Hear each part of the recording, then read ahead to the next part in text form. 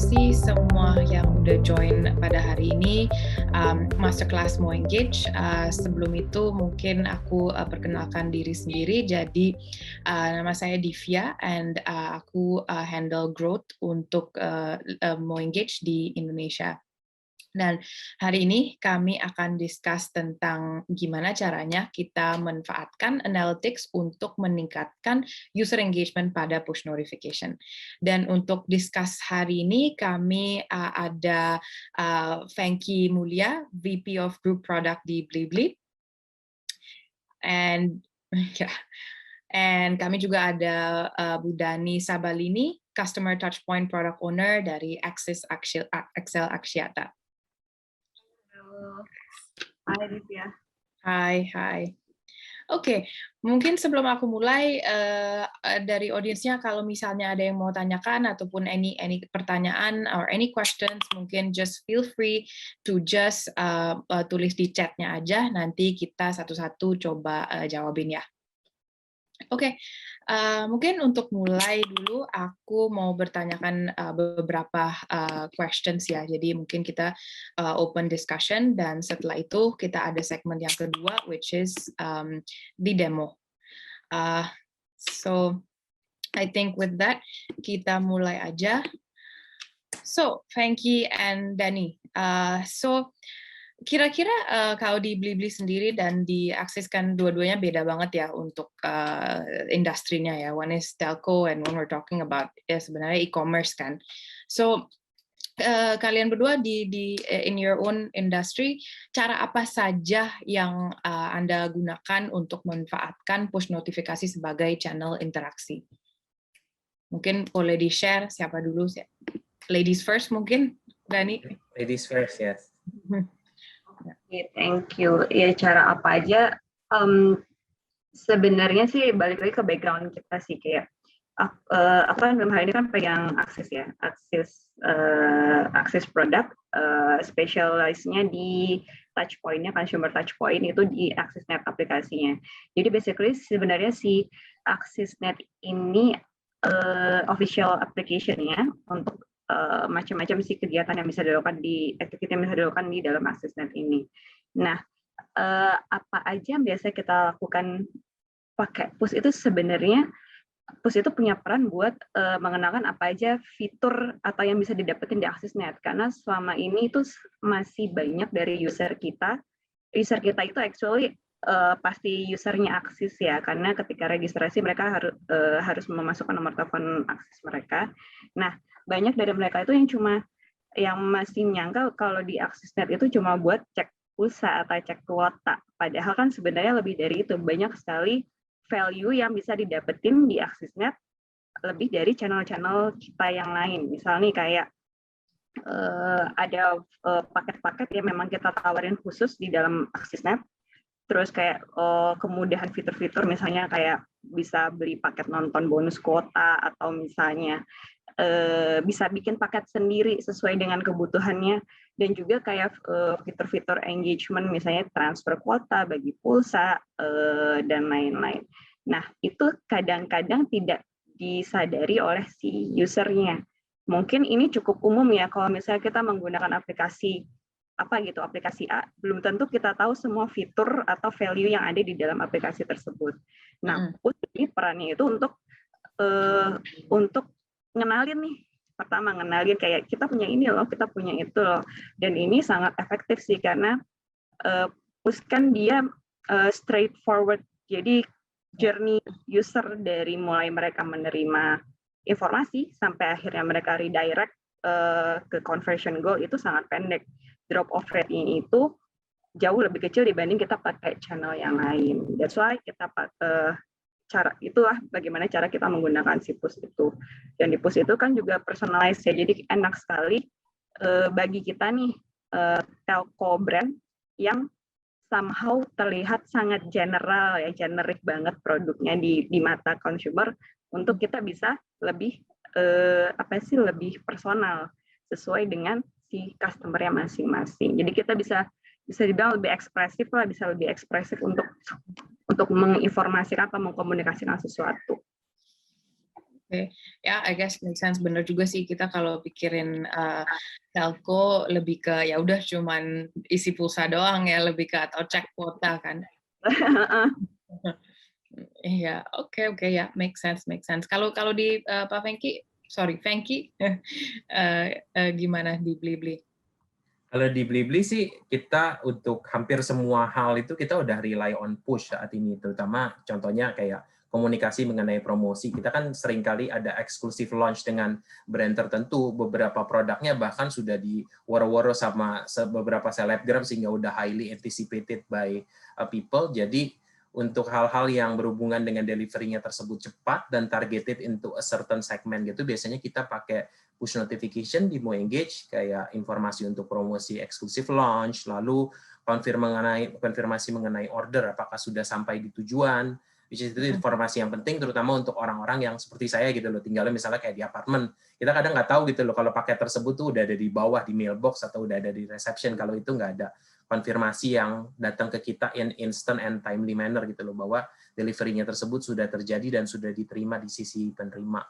Lalu untuk review produk, kalau remind misalnya seseorang sudah menerima produk kita tapi belum review produk, kita juga menggunakan channel tersebut. Tapi basically sebetulnya udah hampir semua hal kita coba utilize dengan menggunakan push notification, karena itu adalah sesuatu media komunikasi yang targeted, dan sangat itu sih high engagement-nya kalau dilihat dari metrik engagement dengan user kita. Bahkan untuk saat ini kita udah bikin satu integration layer khusus antara Blibli sama Mo Engage, sehingga untuk any services di internal Blibli, apabila hendak melakukan integrasi ke Mo Engage untuk push notification, saat ini mereka udah itu sih langsung ke kita punya integration layer, jadi nggak usah integrasi satu-satu gitu loh.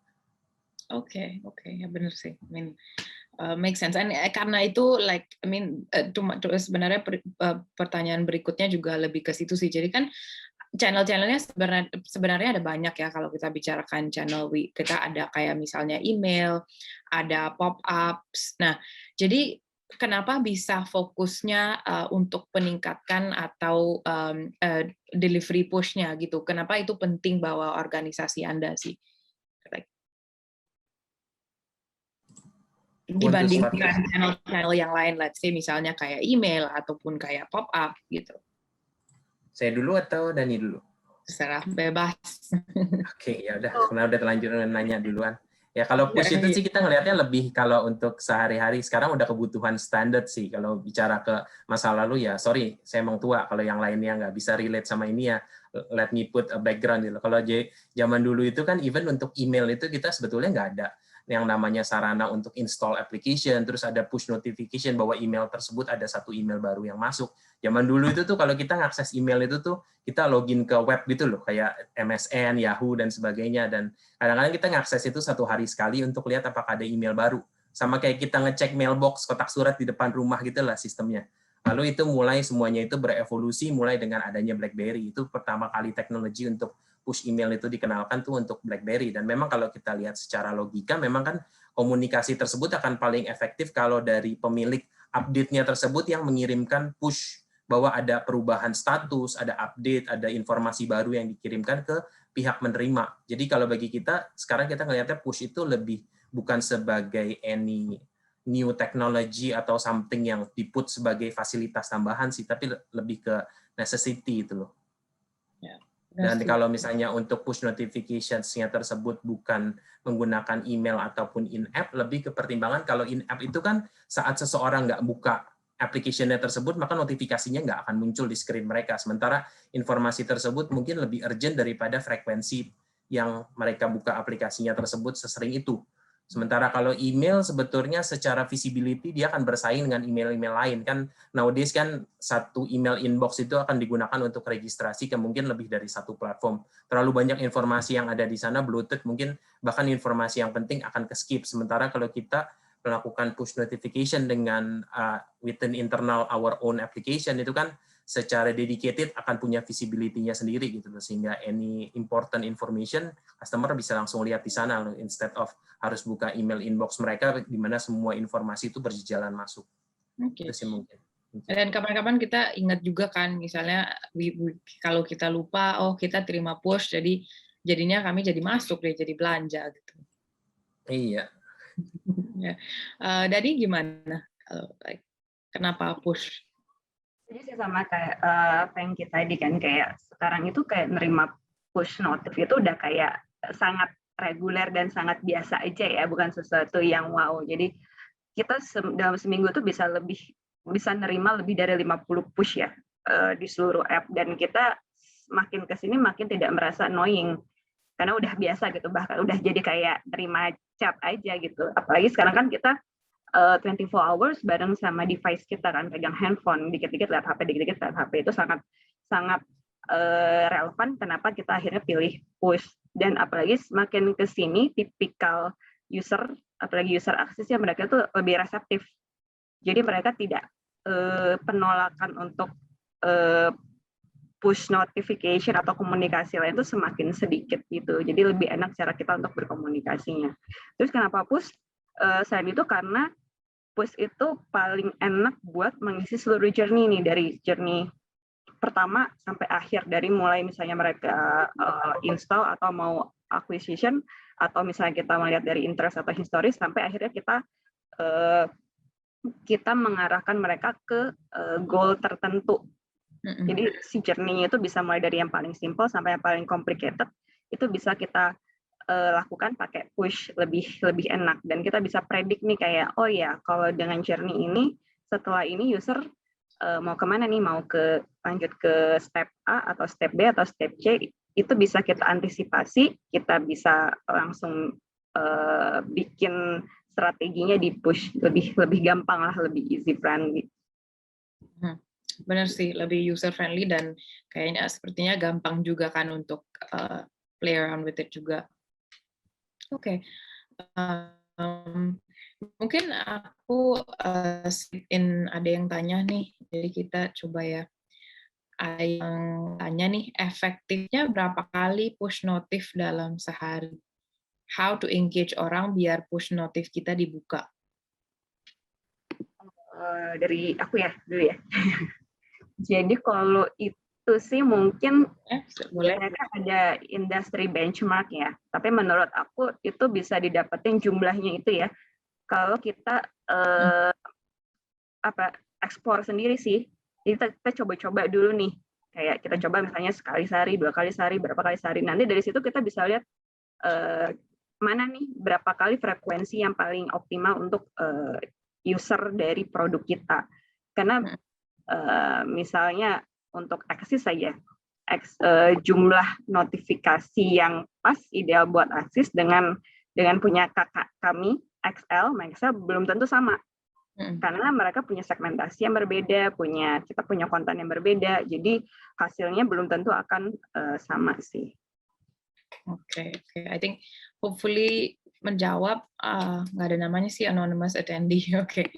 Oke, mungkin before kita ke question yang lain dari audience, mungkin kita lanjut dulu ya. Oke, kalau kita bicarakan push, metrik atau tolok ukur apa yang digunakan untuk mengukur keberhasilan pada push campaign-nya? Jadi matriks apa gitu yang untuk matriks apa itu kalau yang dari kita sih, kalau di Blibli kita kan basically kalau secara industri itu kita e-commerce ya. Jadi e-commerce itu giant or massive conversion engine sebetulnya, dari saat orang convert sampai dengan successful purchase. Jadi kalau dari sisi kita sih melihat keberhasilan sebuah push notifications campaign itu lebih dari funneling-nya. Jadi kalau kita lihat dari funneling itu kan berarti dari pertama kali journey-nya orang tersebut menerima push notifications yang ada di aplikasi mereka, lalu stage selanjutnya di funnel tersebut adalah berapa banyak orang yang ngeklik si notifikasi tersebut, lalu landed in our application, berapa banyak orang yang memasukkan barang tersebut ke cart-nya, lalu menyelesaikan pembelanjaan mereka. Jadi kalau dilihat dari metriknya tersebut untuk menentukan sukses atau tidaknya sebuah push notification campaign, mostly kita karena campaign-nya tersebut kalau dalam use case promosi yang kita lihat seperti itu sih, karena basically our ultimate goal sih conversion kalau di e-commerce industry. Jadi ultimate goal is ya udah purchase gitu kan at the end. Betul. Oke. Kalau Dani? Kalau kita di Axis ya pertama kayak going into the details tadi, nyambung dengan Frankie, kayak secara general kan yang bisa kita lihat kan CTR sama conversion rate-nya ya. CTR itu kan sebenarnya menggambarkan seberapa menariknya konten kita sih. Konten kita kayak orang, oh ya orang buka kan berarti orang tertarik dengan apa yang kita informasiin. Nah, setelah itu baru kita ke conversion rate yang menggambarkan benar nggak sih si konten kita ini valuable buat user kita, atau cuma menarik aja tapi sebenarnya nggak punya value untuk mereka, akhirnya mereka nggak convert, atau misalnya sebenarnya ini menarik buat mereka tapi tidak sesuai dengan kebutuhan si user yang kita kirimin ini. Jadi dua hal itu menurut aku jadi tolak ukur untuk keberhasilan suatu campaign ya. Tapi on the top of that, in general sih pastinya kayak ada metrics kayak consumption metrics atau sales metric ya, kayak misalnya sales conversion, atau misalnya ARPU-nya atau churn rate yang mau kita kurangin, terus atau DAU, MAU, semua menurut aku bisa kita jadikan metrik sesuai dengan goal kita sih. Jadi nggak hanya conversion juga, tapi ya user masuk ke dalam aplikasi dan engage dengan aplikasinya sendiri juga kan, itu juga konten, engage dengan kontennya dari juga. Karena a lot of efforts bikin konten juga kan, jadi ya oke. Kalau gitu kan, as Funky, you said also dia lebih ke menggunakan funnels ya. Kalau kita ngomongin tentang pengukuran, bagaimana analytics membantu meningkatkan engagement push-nya?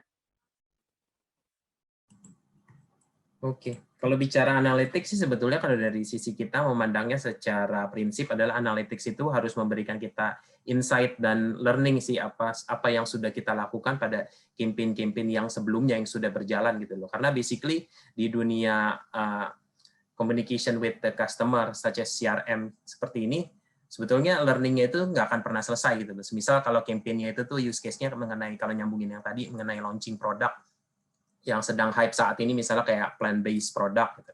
Kita bisa lihat kan nanti berdasarkan push notification campaigns yang sudah kita kirim sebelumnya, pattern-nya tuh gimana? Apakah demografik yang cocok? Apa ada pattern yang serupa dengan orang-orang yang punya conversion yang lebih bagus dibandingkan dengan audiens pada umumnya? Yang respon tawaran kita tuh seperti apa?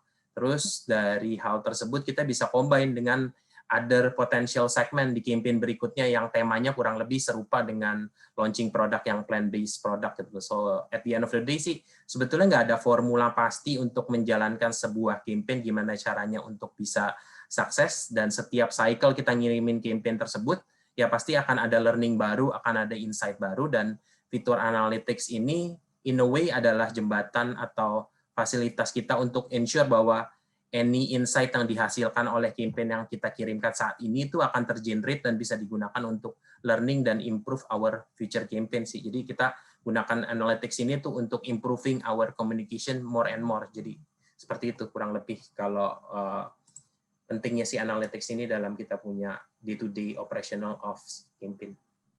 Oke, jadi lebih ke identify mereka drop off-nya di mana dan segala macam. Betul. Oke, kalau Dani? Kalau dari aku sih, karena kan push itu sebenarnya paling efektif kalau personal ya. Jadi segmented, tidak beneran nggak mass banget yang kita misalnya punya 10 juta user terus kita kirim ke 10 jutanya, tapi conversion-nya ternyata jelek. Nah, ini kan intinya adalah personalized. Nah, untuk mendapatkan personalisasi yang tepat itu kan pasti kita butuh insight dong, yang learning tadi kita bisa dapetin dari analytics. Kita bisa dapetin 5W, satu hanyalah ini buat target segmen target mana, kapan mau dikirim, materinya apa, terus even kayak caranya gimana, kita perlu lewat in-app atau push, terus kita perlu tambahin gambar atau cukup dari wording aja, semua itu kita bisa tentukan ketika kita sudah membaca dari analytics itu. Case-nya misalnya kayak kalau di Axis itu kita ada acquisition flow. Nah, di acquisition flow itu kita intinya pengen si user ini buat regis lah di Axisnet. Ketika dia sudah install, bisa kadang-kadang kan user dibiarin aja ya, nggak pernah dibuka app-nya. Nah, kita pengen mengurangi user-user seperti itu dan membuat mereka convert untuk jadi registered user. Nah, di situ kita pakai user path untuk lihat biasanya nih kalau user baru itu mereka path-nya gimana ya, mereka buka fitur apa aja, nyobain fitur apa aja, atau buka paket apa aja, insight-insight dari situ yang kita pakai untuk konten di flow-nya tersebut. Oh ya, misalnya the most used atau the most interesting feature itu A, B, C. Atau nah, kita akan membuat push di dalam flow yang mengarahkan mereka untuk ke nyobain fitur-fitur itu. Benar sih, make sense. And kalau misalnya nggak personalized juga takutnya user juga nggak merasa bahwa oh itu tuh sesuai dengan search mereka atau dengan attribute mereka, gitu kan. Jadi ya, guess penting sih itu. Oke, mungkin misalnya kita menawarin produk seharga 100.000 nih, kita tawarin ke user yang nggak pernah beli produk di atas 10.000, kan mereka nggak akan convert ya, maksudnya akan sulit mereka untuk convert untuk membeli produk di 100.000 itu. Ya benar, jadi kurang sesuai itu sih. Oke. Mungkin dari saya terakhir pertanyaannya. Habis itu kita ada beberapa pertanyaan nih dari audience. Tapi sebelum itu, kalau bagaimana interaksi ataupun respon yang tinggi pada push notifnya membantu metrik bisnis masing-masing, maupun di Axis ataupun di e-commerce Blibli?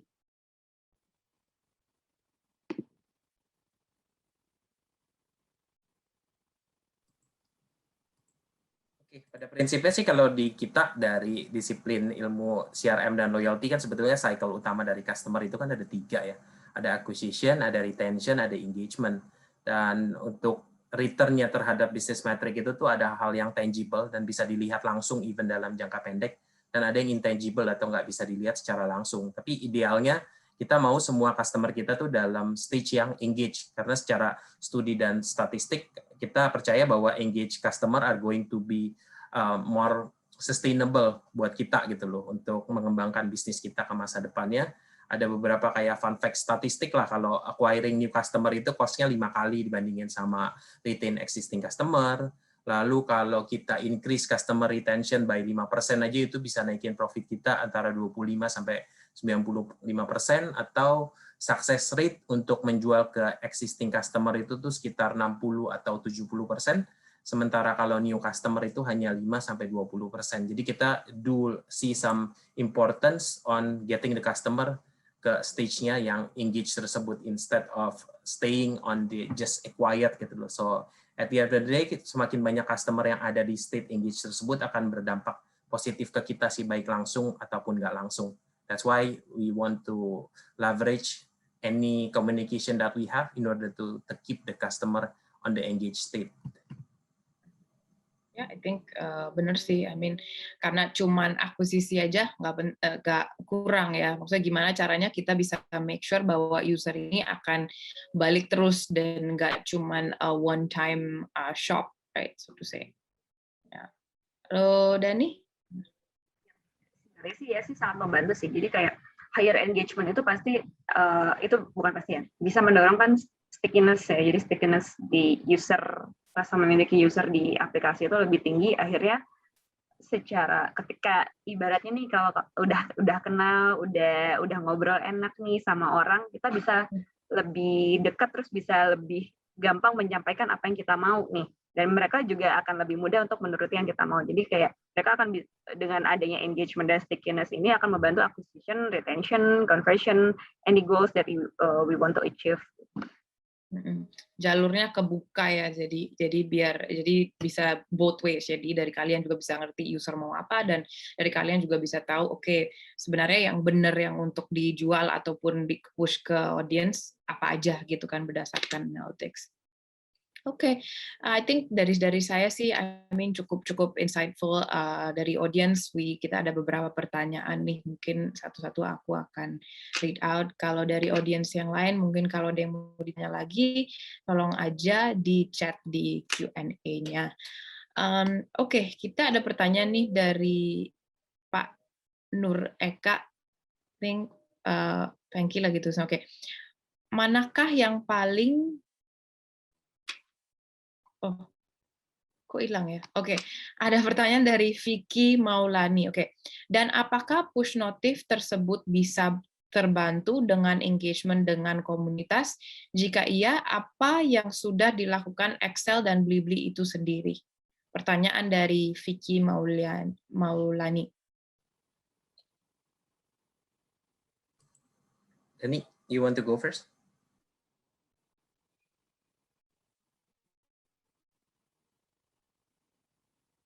Mungkin aku read out the question again ya. Dan apakah push notif tersebut bisa terbantu dengan engagement dengan komunitas? Jika iya, apa saja yang sudah dilakukan Excel dan Blibli itu sendiri?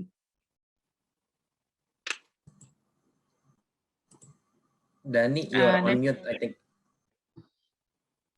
Oh, sorry. Iya, membantu kali ya sini maksudnya. I think kayak kalau kita belum ada spesifik dengan komunitas sih, cuma memang yang pasti sih kalau push notif pasti membantu banget sih kita untuk berkomunikasi dengan spesifik segmen, karena kita tadi kan sudah yang personal itu, jadi akan membantu kita dengan segmen-segmen atau komunitas tertentu sih. Tapi kalau untuk komunitas yang apa ya, offline atau yang spesifik itu kita belum coba. Oke, kalau di Blibli sih, kalau dari sisi kita kan salah satu kategori yang kita lihat rising di kita itu kan mom and baby ya. Dan mom and baby itu kan specifically biasanya punya komunitas yang lumayan engage dan lumayan strong. Nah, kalau dari sisi kita untuk suatu produk-produk terutama yang hype kayak sempat di woro-woroin sama selebgram yang jadinya high demand, itu biasanya kita bisa targeting hal tersebut ke target audience yang sesuai dengan propensity atau affinity dengan kategori tersebut sih. Mungkin kita bisa lihat dari data mereka pada saat mereka mendaftar bahwa mereka tuh dari sisi jenis kelamin dan usianya tersebut adalah mom with babies, atau kita bisa lihat juga dari produk-produk yang dibeli sama mereka selama 1 bulan atau 2 bulan terakhir, itu akan mencerminkan mereka punya itu sih demografik seperti itu. Jadi untuk reach untuk engagement dengan komunitas, biasanya kita mendefine komunitas dengan cara seperti itu. Dan kalau sebelum COVID, biasanya ada event-event offline yang diadakan oleh Blibli dengan komunitas-komunitas seperti Mom and Babies, di mana kita ada offline gathering. Nanti dari sana kita akan engage dengan mereka untuk menerangkan bahwa produk-produk yang biasanya mereka cari tersebut bisa didapatkan di Blibli, dan kita kasih kayak semacam voucher trial juga untuk mereka bisa coba pertama kali di sana, lalu mereka berikan feedback ke kita mengenai audiens tersebut, which is mom and babies, apakah mereka mengalami kesulitan dengan penggunaan platform kita, yang bisa jadi kita feedback untuk improvement kita ke depan untuk mengcater feedback dari segmen tersebut. Oke, thank you Pak Vicky, semoga-moga sudah terjawab ya pertanyaannya. Mungkin satu lagi pertanyaan sebelum kita ke tahap kedua untuk session ini. Pertanyaan dari Pak Yandra Budianto. Aku mau nanya, kita pasti punya target untuk punya konten-konten atau hal yang menarik di aplikasi supaya bisa jadi engagement sebanyak-banyaknya. Apakah itu artinya semakin banyak konten atau hal menarik, maka perlu diperbanyakkan push notifnya? Since itu menjadi sesuatu yang annoying buat usernya. Nah, ini penting banget sih, karena memang kayaknya sih it's a fine line between annoying atau ngasih informasi kan. So, siapa aja, Frankie dan wants to answer. Kalau menurut aku sih nggak harus ya, karena ya itu tadi, karena kalau udah kebanyakan kan bakal annoying nih. Makanya pentingnya ada frekuensi capping itu untuk membatasi jumlah informasi yang masuk ke user. Paling diakalin itu bisa, makanya pentingnya untuk scheduling push campaign itu adalah untuk ngatur nih, kira-kira ini waktunya cocoknya kapan ya, supaya kita tetap bisa nge-push ke user tapi nggak kehilangan momennya, tapi juga nggak mengganggu usernya. Nah, itu penting untuk dilakukan sih menurut aku, push scheduling gitu. Planning lah untuk kayak kita seminggu atau sebulan ke depan kira bakal apa, bakal gimana, mau kirim apa aja. Jadi kontennya dibagi ya, dan juga digunakan frequency capping supaya user nggak merasa annoying dari kalian. Ya. Nah, enaknya kalau frequency capping kan jadi bisa apa ya, secara otomatis tuh bisa milah gitu yang kira-kira yang kayaknya paling yang push yang ini yang akan diterima user, yang B nggak akan diterima usernya. Oke. Ya. Oke, Bu Dani, thank you. Pak Yandra, moga-moga itu juga terjawab pertanyaan dari Pak Yandra tadi. Nah, dari sini sesi saya sudah kelar. Jadi setelah ini aku akan pass on ke Tala. Jadi Tala Mari, dia adalah engagement manager, customer success untuk Mo Engage di Indonesia. Dan Tala sendiri hari ini akan mendemokan gimana caranya untuk kami bisa gunakan analytics untuk meningkat push notifications. Sebelum itu, Vicky, Dani, mungkin anything else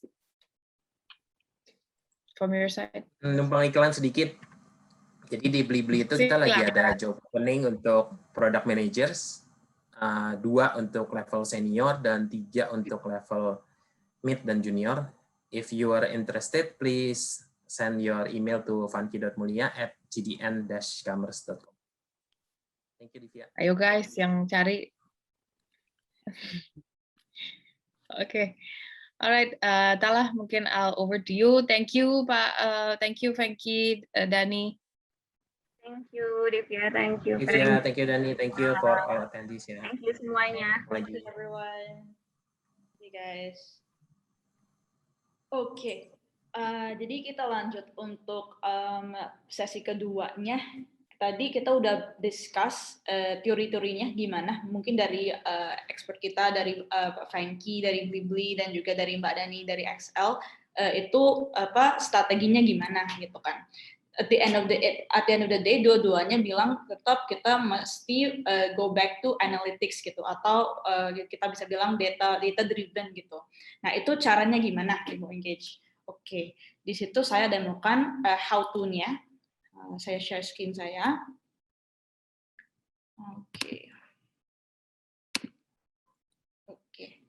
Oke. Nah, ini dashboard-nya Mo Engage. Tadi si Mbak Dani bilang untuk campaigns-nya, dia lihat dulu dari CTR. CTR itu apa? CTR itu click-through rate. Jadi di benchmark itu atau di metrik itu, kita bisa bilang isi campaign itu efektif atau tidak gitu kan.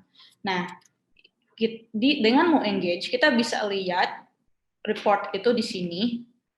Saya coba, nah ini. Jadi kita bisa lihat, oke, kita nggak asal kirim notification aja, kita nggak asal kirim campaign, semoga ini bagus gitu kan. Jadi kita ada matrix juga, salah satunya CTR.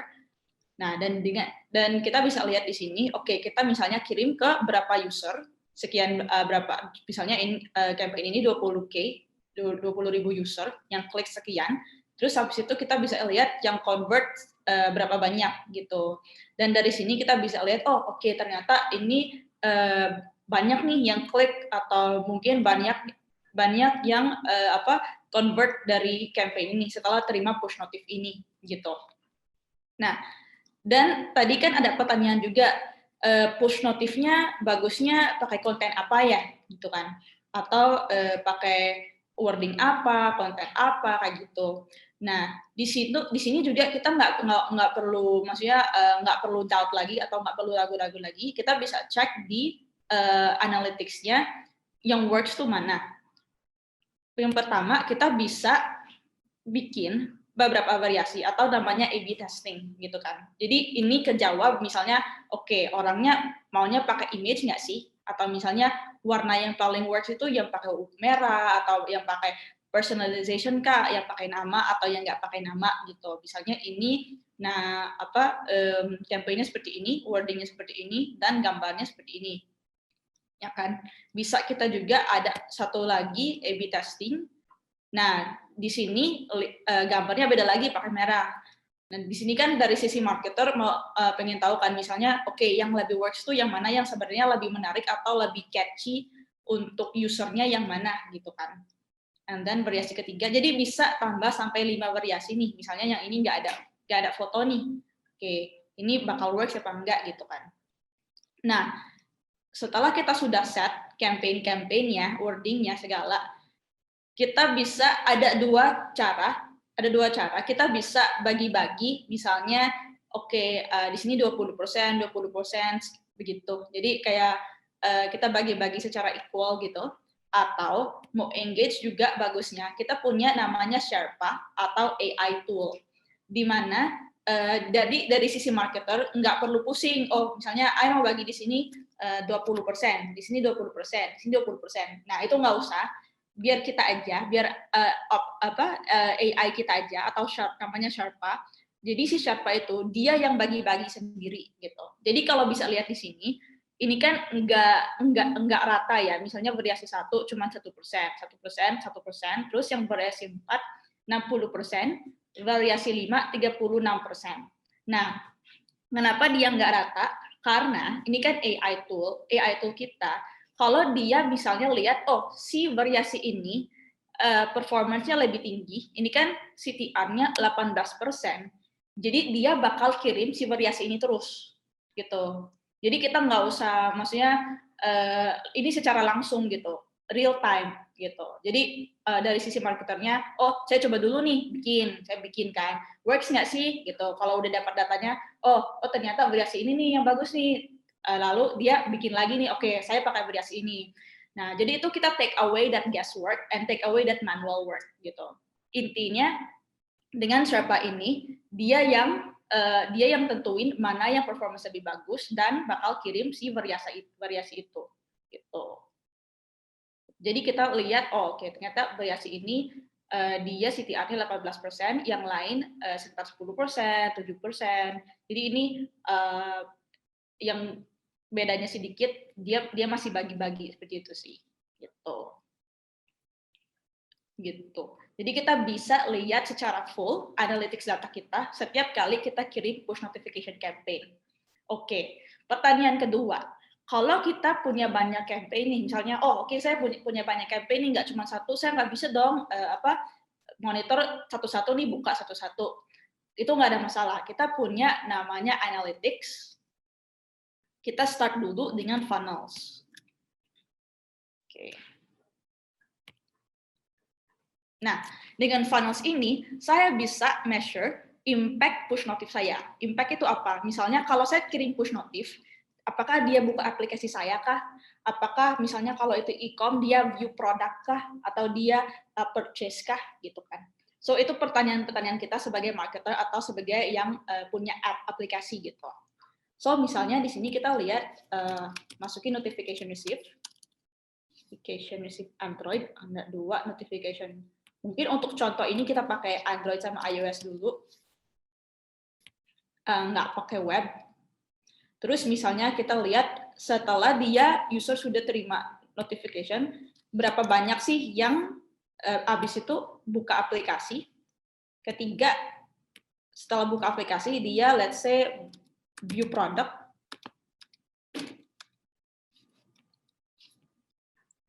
and then setelah itu dia juga order successful atau purchase gitu.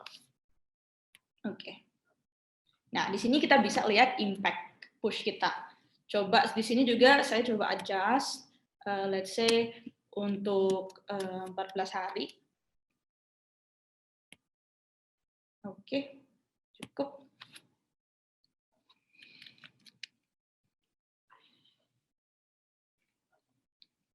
Oke, nah dengan funnel ini saya bisa lihat dengan notification saya kirim atau campaign yang saya kirim berapa persen yang buka aplikasinya. Nah dengan grafik ini saya lihat ada 60% yang terima push notification saya, notification receive Android atau iOS, lalu buka aplikasi. Jadi yang pertanyaan yang tadi, apakah benar nggak si user ini buka aplikasi atau benar nggak si user ini saya bisa membawa dia untuk buka app saya lagi kalau saya kirim push notif. Jawabannya iya, benar. Karena di sini kita bisa lihat dia terima push notif lalu dia buka. Oke, terus dia apa lagi? Karena tadi kita cek apakah dia juga view product atau misalnya dia buka, dia scrolling aja. Kita lihat ada sekitar 38% yang view product setelah dia buka aplikasi. Oke, tadi si Pak Franky dari Bilby juga bilang at the end of the day conversionnya itu purchase gitu kan, yang ada angkanya kan, yang ada nominalnya. Oke, kita lihat yang order successful atau yang purchase berapa persen. Kita bisa cek di sini ada sekitar 7% gitu.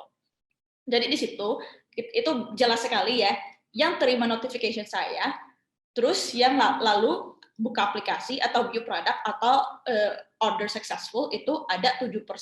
Karena kalau dilihat di sini, ini 4.000 di 4.000 dari 60.000 K gitu, 62.000 gitu. Dan kalau kita bisa lihat satu-satunya di tabel ini juga bisa, jadi dari 60.000 user yang terima push notif, ada sekitar 38.000 yang buka aplikasi, terus 23.000 yang view product, lalu yang jadinya purchase adalah 4.000 atau sekitar 5.000-an seperti itu. Jadi kita lihat nih, oh ternyata benar nih ada impact kalau saya kirim push notif. Nah, pertanyaan kedua, oke, saya sudah tahu impact-nya. Pertanyaan kedua, kalau saya punya banyak campaign, bagaimana saya tahu, oke, mana nih yang paling top gitu, campaign paling top saya nih gitu.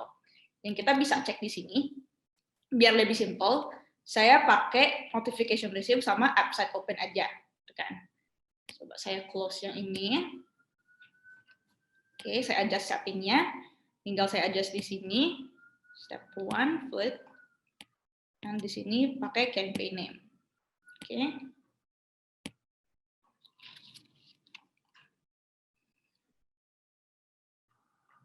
Oke.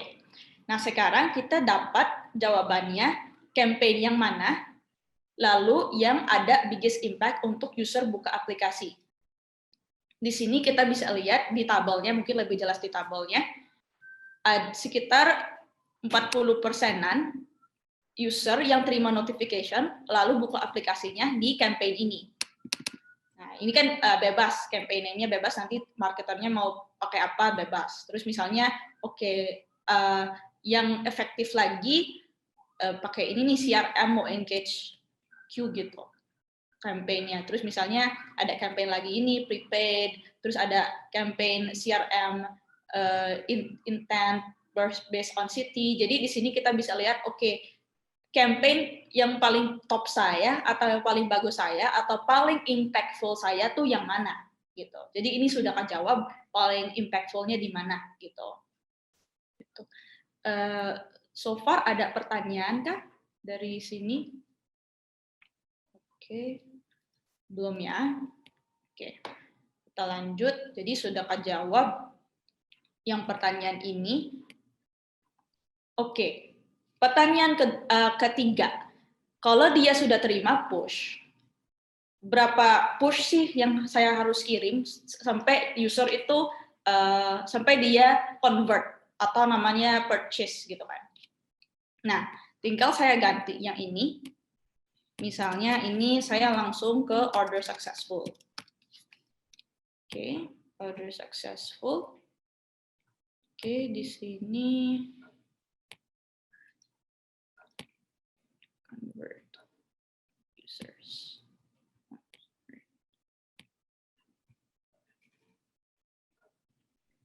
Oke.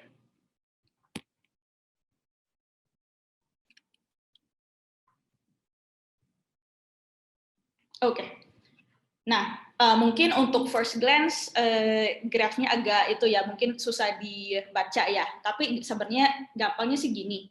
Dengan funnel kita yang tadi, kriteria kita berapa user yang terima notifikasi lalu order gitu kan. Dan pertanyaannya berapa kali dia terima notifikasi lalu dia order gitu.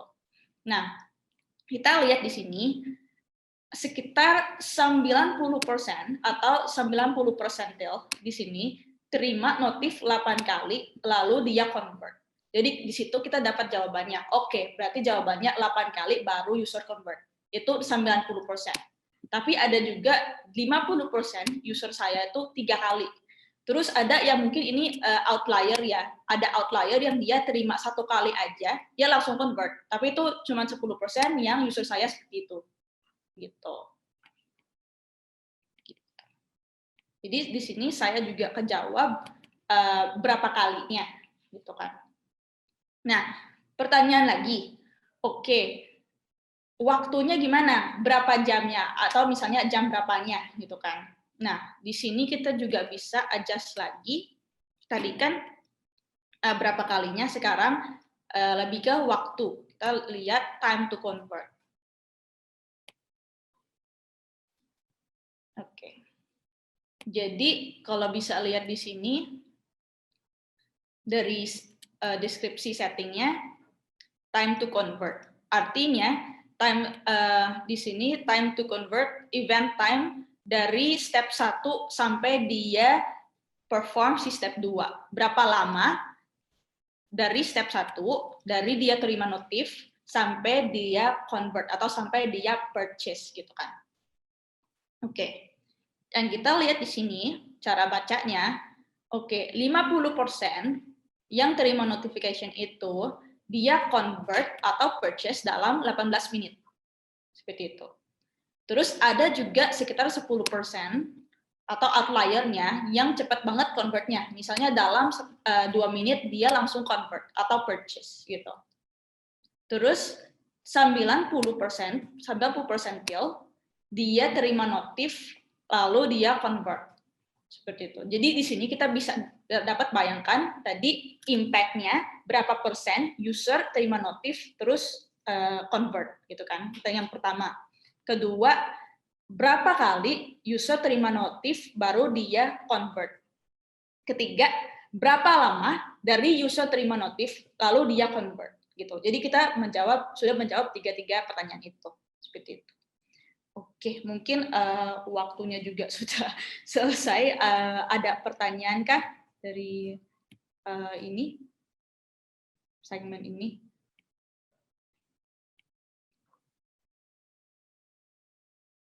Oke, kalau belum ada, saya lanjut aja. Kalau belum ada pertanyaan, saya lanjut untuk bagian another fitur dari analytics kami. Oke, sebenarnya kita baru demokan untuk funnels-nya, gimana kita bisa lihat data-data itu supaya kita bisa take action nanti how to create the push notif yang paling impactful atau paling paling bagus gitu. Oke, mungkin ada pertanyaan Siti. Ya, bisa.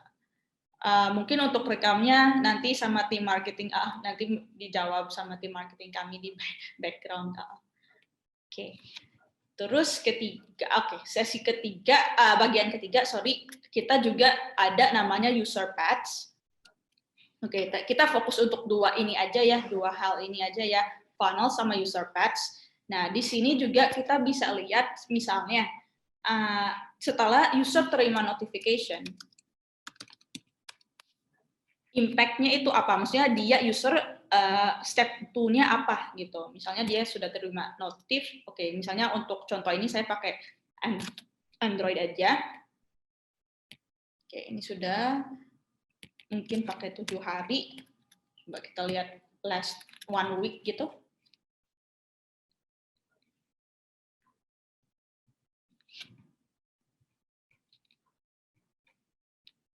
Oke. Nah, ini apalagi nih graph-nya. Sebenarnya ini seru banget karena kita bisa lihat di graph ini si user itu ngapain aja. Karena kita kan sebenarnya kita bisa set path si user itu atau journey si user itu. Misalnya setelah dia buka app, pasti dia browsing dulu, terus misalnya dia add to wishlist atau add to cart atau gimana kayak gitu kan. Tapi biasanya sih nggak gitu juga. Bisa juga aplikasinya nggak serata itu atau not on a straight line journey-nya. And how do we know gitu kan? How do we know si user ngapain aja di aplikasi saya setelah dia diterima notif? Apakah dia uninstall kah gitu? Kita juga bisa lihat di sini nih. Misalnya berapa persen? Misalnya di sini kita lihat setelah dia terima notif ada 35%, lalu buka aplikasi aja. Mungkin dia scrolling atau browsing gitu. Terus sekian persen langsung product view gitu. Terus ada juga yang mungkin ya ada 4% yang others, mungkin ini event yang nggak gitu gede atau nggak banyak yang pakai gitu. Terus ada yang drop off. Jadi saya bisa lihat, oke, dengan ini saya lihat, oh ternyata hampir ya lebih dari 50% itu kalau terima notif antara dia buka, saya suruh dia untuk buka app atau bring the user back to the app, atau dia langsung view produk gitu. Dan pasti sih, ya kita juga nggak bilang, pasti kalau saya kirim notif, dia langsung buka app kan. Ya pasti juga nggak semua. Oke, nah di sini kita kejawab juga, oke, yang nggak semua tuh berapa persen. Nah ini kejawab, seperti itu. Dia drop off gitu. Ada sekian persen yang drop off. Terus kita bisa lihat nih, yang terima notif, dia lanjutnya apa gitu. Dia next-nya apa, dia view produk, dia add to cart, dia yang buka website open lagi, kita bisa lihat si journey beberapa user ini. Dan mayoritas user saya, kalau terima notif, dia behavior-nya apa, reaction-nya gimana, gitu. Jadi di sini saya bisa ngerti, gitu. Oke, so far itu aja dari saya, mungkin simpelnya, mungkin kita kasih extra time-nya lagi untuk Q&A, kalau ada pertanyaan silakan. Oke, ada satu pertanyaan dari Pak Hari Prasetyo. Kalau user terima notif jam 14 untuk beli barang A, terus dia klik notifnya, tapi cuma lihat aja lalu close app. 2 jam kemudian dia buka app kita lagi, terus beli barang A tadi. Itu terhitungnya yes. Jawabannya iya. Jadi pertanyaannya kalau dia terima notif jam sekarang, misalnya jam 2 dia terima notif. Lalu dia nggak purchase nih, nggak lanjut purchase. Terus misalnya 2 jam kemudian atau 3 jam kemudian dia buka lagi, terus lihat dia purchase apa enggak sih gitu. Apa dia misalnya jadi purchase jam setelah 3 jam gitu. Nah, itu bisa kita set, Pak. Kita bisa set di funnels-nya. Sorry, saya balik tadi di funnels-nya. Oke, saya pakai event dulu. Di sini upside open. Misalnya terus order successful yang tadi itu di setnya tuh di sini nih Pak, funnel window. Jadi misalnya kalau saya set di sini 3 hari misalnya ya, saya set 3 hari, saya terima notif hari Senin. Terus misalnya saya convert hari Rabu gitu kan, masih dalam 3 hari gitu kan. Jadi kalau begitu dan settingannya 3 hari, jadi masih termasuk. Tapi kalau misalnya saya terima notif Senin, tapi saya jadi convert, let's say hari Jumat, itu kan udah lewat 3 hari, berarti udah nggak termasuk gitu. Jadi how we analyze it juga kita bisa adjust settingnya, karena itu kan beda-beda ya tergantung industri ya. Misalnya kalau travel kan ya nggak bisa kan misalnya dikirim promo nih langsung beli, nggak, kayak kita bisa bilang nggak secepat itu kan, daripada misalnya kalau kita compare e-com nih, kalau e-com kan hal kecil atau misalnya barang kecil atau let's say F&B makanan gitu kan, kita bisa ya udah terima notif nih kayak apa promo, misalnya promo Padang atau promo martabak apa gimana, saya langsung bisa pesan kan. Nah itu bisa saya kecilin tuh funnel window-nya karena barangnya lebih fast moving gitu, bisa sehari atau bisa pun saya pakai jam gitu, misalnya 10 jam aja gitu. Terus kalau misalnya itu ya barangnya nggak terlalu fast moving, saya bisa adjust lagi nih dengan misalnya yang tadi itu 3 hari atau 4 hari seperti itu. Begitu. Oke, semoga itu sudah kejawab. Oke, itu aja dari saya. Kalau gitu nggak ada lagi pertanyaan, saya balikin lagi ke Divya.